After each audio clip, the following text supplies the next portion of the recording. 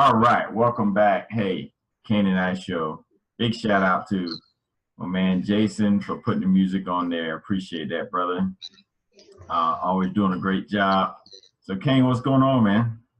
Not a whole lot, man. Trying to get over this little sinus cold over here. Yeah, we get colds in the summer in Florida. It happens a little bit every once in a while, but hey, I'm all right. Eagles are playing tonight. What else can be bad, man? Hey, man. Well, ask that defense play a little better, but we'll get to that on the Eagles show. Of course, we got a lot to talk about this week. The fight that you're excited about, Mayweather McGregor, happens this week. Come on, man. How are you not excited? Kyrie Irving got traded. John Jones gets stripped of the title. Ghost loses his daughter. A lot's going on this week that we got to get into. So anyway, let's get to it. And, Where's the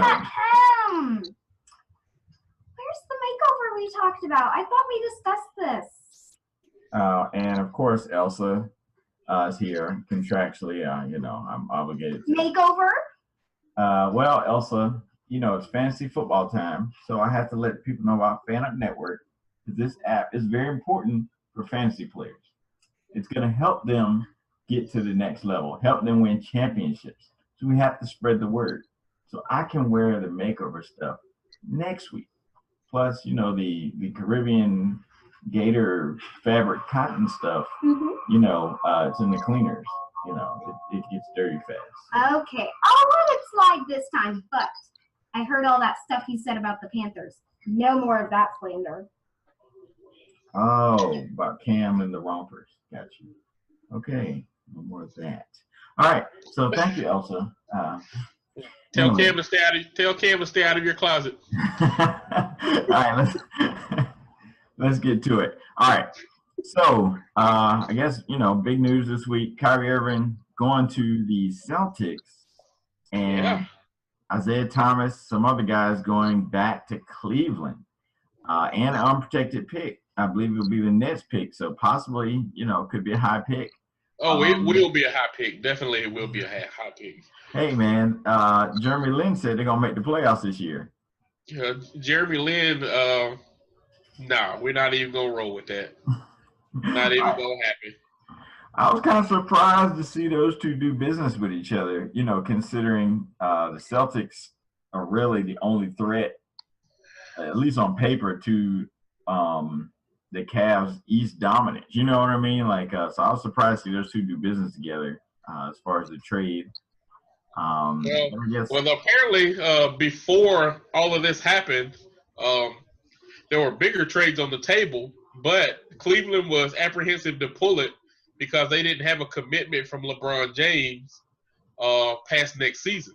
So they didn't want to pull the trigger on some of these trades and then be left bringing some of these players who are also going to be high free agents next year and lose everything on this one trade. Because there was actual rumor that there was a team trade with Eric Gordon, Paul George, and another player for Kyrie Irving. I mean, that would have – I'm not saying it would have put Cleveland over the top, but it definitely would have sealed their fate of winning the East again.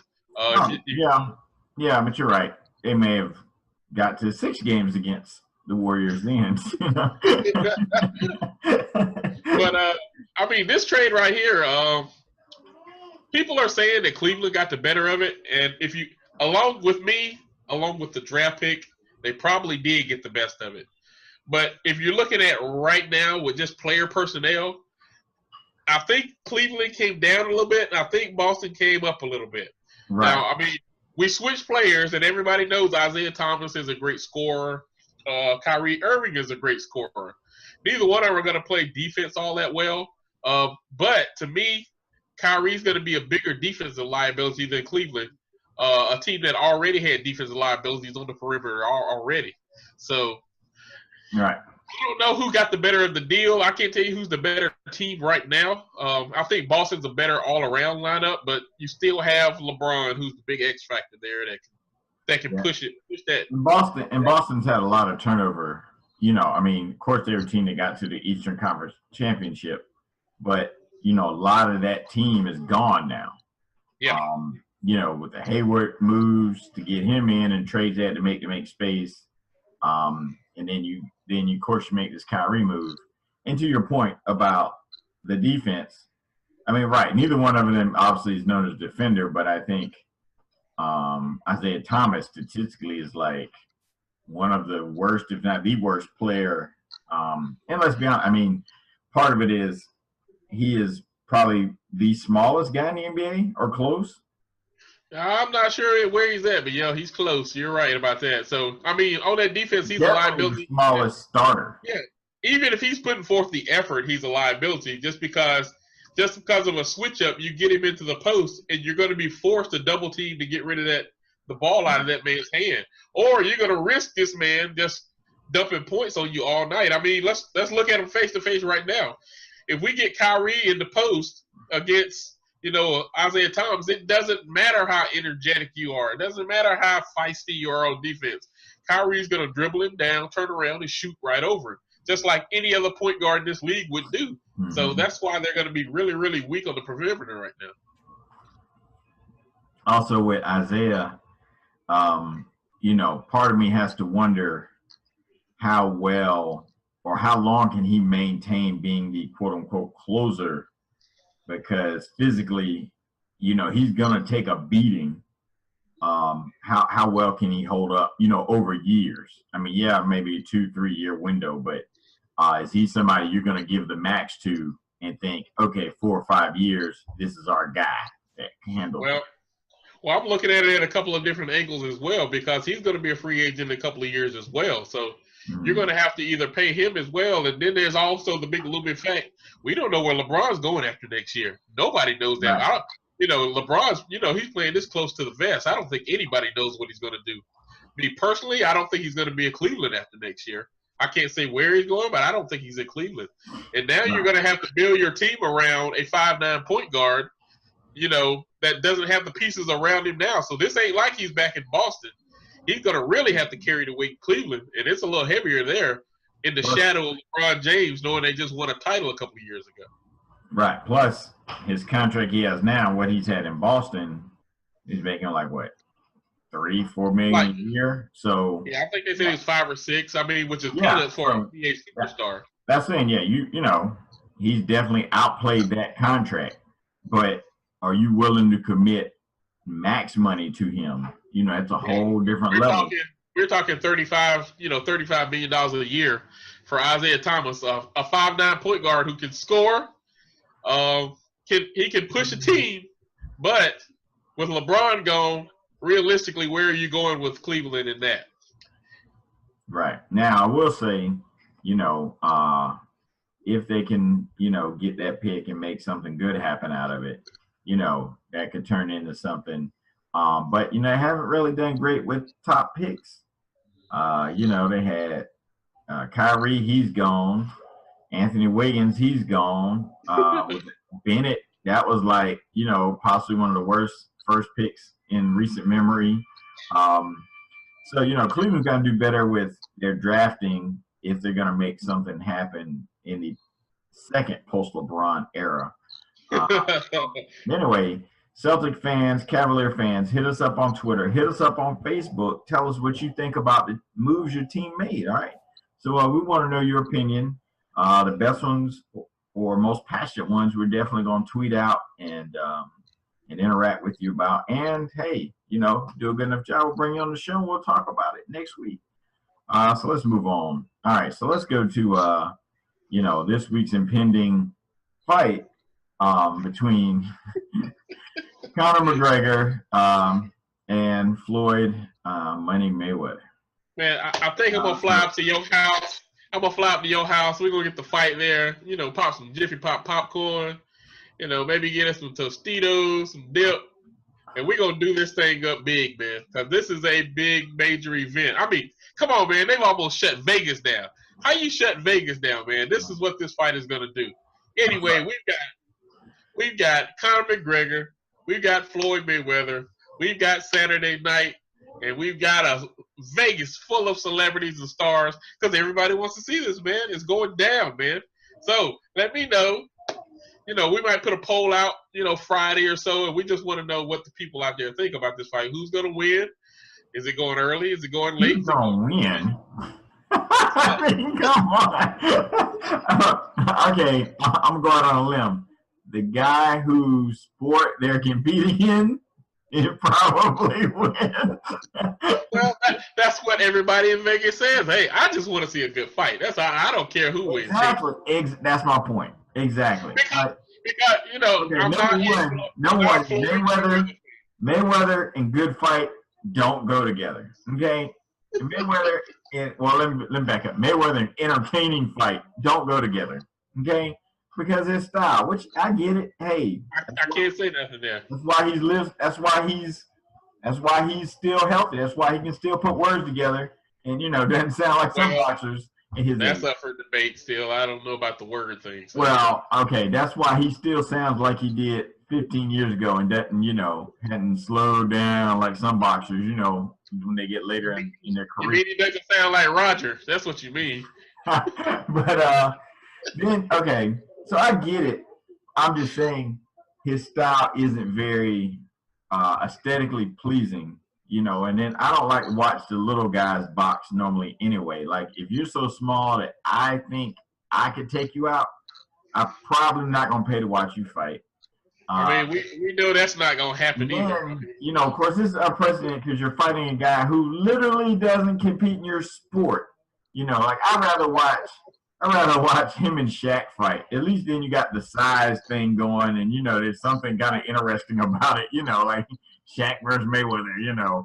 I'd rather watch LeVar Ball play Michael Jordan. I'd rather watch LeVar Ball and his son play Shaq and his son. Let's see, what else would I rather watch? I'd rather watch paint dry. I'd rather watch John Bones Jones. Well, no, I wouldn't want to watch him light up. But anyway, you get the point. There's a lot I'd rather watch than this fight, because we both know. Man. All right, for the real fight fans, we're going to break this down a little bit. All right, we've got Conor McGregor, MMA champion, southpaw. He's coming in with an unorthodox style. So, anything. We don't know what kind of style he got. We don't know. Whatever it is, it's going to be unorthodox because it's not a natural boxing style. So it's nothing that Floyd. Well, that's probably true, and that might be his best attribute at this point. Is that exactly? I mean, I'm not going to sit here and say Conor McGregor is going to outbox Floyd Mayweather. That's not going to happen. Okay, exactly. That's not going to happen. Absolutely not going to happen. His only chance is to get Floyd out of his routine, out of his thing that he does, and get him into a actual fist fight, a slugging fight. But Floyd is not that dumb. I have to give him credit. Floyd, through 49 fights, has not broke stride about what he does. He is a defensive fighter. He sits there and waits for you. When you come in, he moves, he counters, you get back out. That's what he does. And like I said, everybody who's tried to get him out of that has failed. I mean, plus, you've never seen Mayweather come in out of shape. So everybody thinks he might take him lightly. There's no evidence that Mayweather takes anybody lightly. He's always in shape. Yeah, I'll give him that. Yeah, he does do that. So I really think Conor's got to buck this fight up. Maybe even take a penalty or two, or get a point taken somewhere, just to make the fight ugly and try to get up under Floyd's skin. See, my concern is I just don't want to see any controversial finish, anything weird. You know what I mean? Well, I'm not going to see it anyway. But I don't want to read about any controversial finish, anything weird, any sort of weird disqualification. Now I did say that, Floyd's really whooping him and taking it to him. Conor might lose his cool and actually just kick Floyd. So, I mean, if that happens, I will be mad I didn't watch the fight. I know you will. I know. Get it. This is one of the most unpredictable things that can happen. I'm telling you, he can just go unhinged. But he won't do that because I'm pretty sure in his contract is probably written in that he won't get paid if he does something like that. And let's be honest, he's only doing this because he's going to make like 20 times what he's ever made in his whole career. So I can't blame him, Hey, I'd do it. I mean, What's the hurt? I mean, go ahead and kick him in the face if you're gonna lose anyway. You know, if But you'll lose your money. hey, if it's the 12th round, you know you behind on points. Hey, I tell you what, go ahead, kick Floyd in the head, give us some entertainment, give us something to talk about other than because he'll lose $100 million. You know that's written in the deal because you know Mayweather's group put the whole thing together, so you know that's first thing in the contract. You'll get paid X number of dollars. Paragraph 2: you cannot kick, punch anything outside of normal boxing moves, or you'll forfeit that X number of dollars. I guarantee you that's the second thing on that contract. Floyd ain't stupid now. He ain't gonna put himself in harm's way. That's one thing I do like about Floyd now. He's not gonna take a match where he thinks he can't win or there's gonna be close now. He's never done that. So I think the next thing will be if the Cavs don't give Isaiah Thomas the max, maybe Floyd Mayweather will, try to set up something to fight him next. That'd be the next thing. Is he's gonna fight people from various sports, The sad thing is Isaiah Thomas, as small as he looks, is taller than Floyd Mayweather though. Ain't that something? Really? It can't be much because, I swear Isaiah Thomas you 5'8". I mean, of course he's standing next to 7-footers a lot of times, so that's gonna that's what I'm saying. He looks short because of where he's at, but hell, he's actually two inches taller than Floyd is. Yeah, well, like I said, this might be Floyd's new thing is whoever just needs a big payday from other sports, I'll just fight them, Well, Floyd don't need no more money. It ain't like he's Mike Tyson broke where he gonna have to fight bears and tigers and stuff to keep some money. Well, the whole IRS thing, man, he might not be Mike Tyson broke, but it sounds like think about this. Floyd's about to get what they say is the upper 200s, almost $300 million payday. So he already owes the government about 40 of that. Okay, so they got to take taxes out of this winning too. So if you're going to make 3, they're going to take about 100 out of this. So basically, you might as well scratch 150 out of his purse already. So Floyd's not going to make as much as you think he's going to make. Now, he can call me broke any day of the week because I am compared to him. But hey, IRS is still going to get that money. So Floyd, right after the match, hell, they'll take cash beside the ring if you want to. Go ahead and pack up the daggum Gucci bag, put your $150 million in there, and pay the boys off so they get off your back. That's a lot of money. In taxes. You imagine? Yeah. Yep. I think they said he's already this fight's going to put him over $1 million in gross over matches in his career. Pay your taxes, player. Come on, man. Did you learn anything from Wesley? Man, come on. They will lock you up, man. They will lock you up. Yeah, man. Oh, well. Yeah, come on, Floyd. All right, so we got Mayweather, McGregor. Let's see. What else we got going on in the world of sports this week and culture? Of course, the rally for Colin Kaepernick just took place, I believe, yesterday. Anyway, I like the idea. I understand people trying to support him. I just don't know if showing up at the NFL office to demonstrate is going to help him actually get signed somewhere. Maybe I'm missing something because and I get that a lot of these people who are demonstrating and talking about boycotting the NFL probably aren't that locked into the NFL, but it's individual teams who sign players. The NFL probably could make some calls and try to push a couple teams to do one thing or another, but if that team don't want to sign him, they ain't gonna sign him, and I get, saying the NFL, which, he is getting blackballed, but he's not being blackballed by the NFL office. He's being blackballed by individual owners who are concerned about backlash of their fan base, of their sponsors. I don't think they're concerned about the backlash of the NFL office. I think they're concerned about the backlash of their sponsors, their fan base. Even the Ravens owner talked about, I met with my sponsors to talk about what it would be like to bring Kaepernick on. He didn't say I talked to the NFL office. Yeah, and even the Giants owner said, hey, I got letters from fans that saying I can't do it. I mean, Right. It's kind of But you ridiculous. got Geno Smith. It's But you just the got next Geno step. Smith. You know. This is the next step in what can his supporters do to try to get his word out. I mean, what else can you do? You put pressure on the teams; it's not working. You put pressure on the owner; it's not working. So now we got to step up and go to the NFL office. So I mean, it's just another outlet to put pressure on him. We all know what's going on here. Kind of getting tired of talking about Colin Kaepernick. I wish he would get signed. I'm hoping he gets signed, but if he doesn't, I hope he continues to do what he's doing for the people that he supports, for the people that support him, and the causes and the institutions that are benefiting from this. So, Yeah. power to him. Continue success, man. And I think if there's if you want to put pressure on, I think it's really going to have to come from within a fan base, just like the Giants talked about their fan base basically, put letters out there, put things out there to not sign him. And I think you even tweeted out a couple pictures. I think you and maybe Uncle Hate tweeted out a couple pictures of Jags fans with Kaepernick jerseys on. So I think it's going to take a Jaguar Kaepernick jersey. So he went and had it made because obviously he's never played for them. I think it's going to take almost that kind of pressure to be like, hey, bring this dude in because we need some help at quarterback.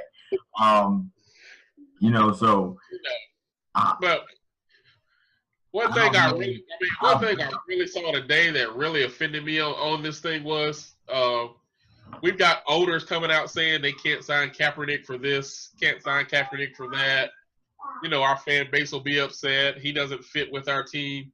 But we've got these same owners who made $100 million pledges to Donald Trump to support his actions in the way he does business and running for elections and wants to run this company. And they didn't bother checking with the fans on that. They made their own call on that. So they're not worried about offending some people, just not the group of people that they support or they back with their dollars and with their image of their team.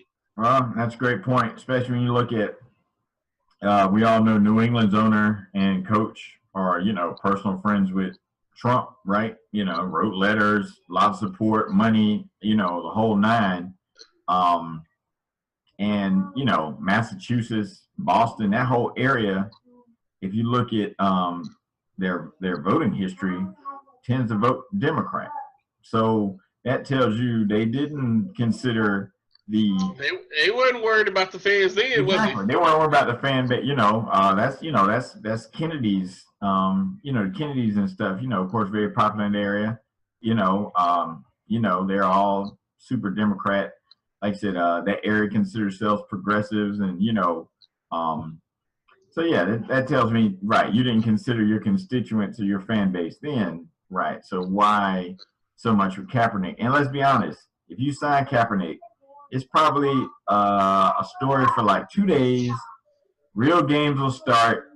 Everybody will forget about it because this dude will probably be holding a clipboard. You know what I mean? Like, what's the big deal? Like, at the end of the day, it's another quarterback on your team. He said he's not going to kneel anymore. It's really only a story because we make it a story now. He's not a convicted murderer. He didn't do time in prison. There's no comeback story from all that. But the thing that concerns me is the further we get down this road, the less chance of him getting signed to me, because you're not going to know the offense. It's hard to come in once the season starts as a quarterback. It's not like he's a linebacker or something. There's a lot of intricacies that go into it. So, I don't know. Obviously, I wish the best for him. Now, of course, being a quarterback, he could sit out a year. Barring catastrophic injury to a starting quarterback anywhere, he's not going to get signed during the season. So, that pretty much puts a cap on it to him getting signed for the season. So, I mean, that pretty much does it right there, barring that. Yeah, and unfortunately, that's the way it's probably going. I hate to say it, shake out. But anyway, I do applaud Kaepernick. Obviously, not only just the kneeling and the sacrifice to bring attention to police brutality and other inequities that he sees in American society. But if you follow him on Instagram or social media and just see the things he's doing to impact people who don't have a voice, to train people about their rights, to train teenagers about their rights, to try to help, donating clothes to probation officers and things like that, so guys who are coming out of prison can have a chance to, dress professionally for job interviews, things like that. Little things like that that could make a huge difference in somebody's day-to-day life. Kaepernick's actually impacting, delivering food to starving people in other countries. I mean, just what can you say, right? Like this is the example we need to be following. It kind of reminds me of Roberto Clemente, who did similar things back in his day before passing away in a tragic, I believe it was a plane crash. I think he was on the way to do that was probably the government that took the plane out too. So. Well, I'm not gonna go that far. That was pain. So yeah, ICE did not say. Hey, I'm a conspiracy theorist. What can I say? I can't help it. Well, yeah, you keep that one. Good luck. All right. So speaking of conspiracies, let's move on to Power. Of course, there's one more episode left in this season, so and just we're 2 weeks away from it. So what I think I'm gonna try to do is next week set up a separate show just for Power. We got to get AA Sports on. We got to get Rory on, and just have a Power, Power roundtable basically. But anyway, crazy week. Obviously, nobody saw the whole Raina thing coming. Definitely pulled at some heartstrings, just the way they set it up, the way it all went down. Yeah. Then you got, of course, Dre still manipulating things, trying to take out Kanan. Super Thug won't die. I don't know. What stuck out to you this week? What stuck out to you this week with Power? Man, it just seems like everybody's kind of going for their own right now. That's what really stuck out to me. You got like you said, you got Dre. He's got his own agenda. You got Tasha. She's trying to sneak back door and get her stuff set up. Mm-hmm. You got Tommy, who's pretty much cut off from his connects now, and now he wants to know the family so he can go form his own set, and he wants to get rid of Ghost altogether. You got Ghost kind of stuck out in the cold trying to make his business, and nobody's really trying to give him any help. The council been sticking him up, So I mean, to me, you got, like I said, you still got Tyreek, who refuses to listen to anybody, being more and more hard-headed, and now he got his sister killed. So that's what really stuck out to me. Hey. Yeah, I'm telling you, that purple drink, man. I'm telling young people, stay away from that purple drink. That's what really stuck out to me is everybody's being sneaky and doing their own thing. So trying to set up their own self away from all of this stuff that used to be a family. You used to see Tyreek, Ghost, and Tommy, and everybody right there kikiing and laughing and having a good time. Now they all silent around each other, sneaking off and doing other things, trying to set themselves up. So I really think that's where we're going. I think we're going to be splintered. And something says I got a feeling Ghost and Angela ain't through yet. I think there's some still going on there, man. All right, so we're back. Sorry. All right, so you're asking about Angela, Ghost. I don't think that's over, man. I think Ghost is gonna have some going that reporter lady first. Well, when I saw her too, that's the first thing that hit my mind. Like, ain't that interesting? But I think it's. I think she working for dude though. It's gonna be interesting to me because and unfortunately sometimes tragedy brings people together. So like you said before, everybody's looking out for themselves.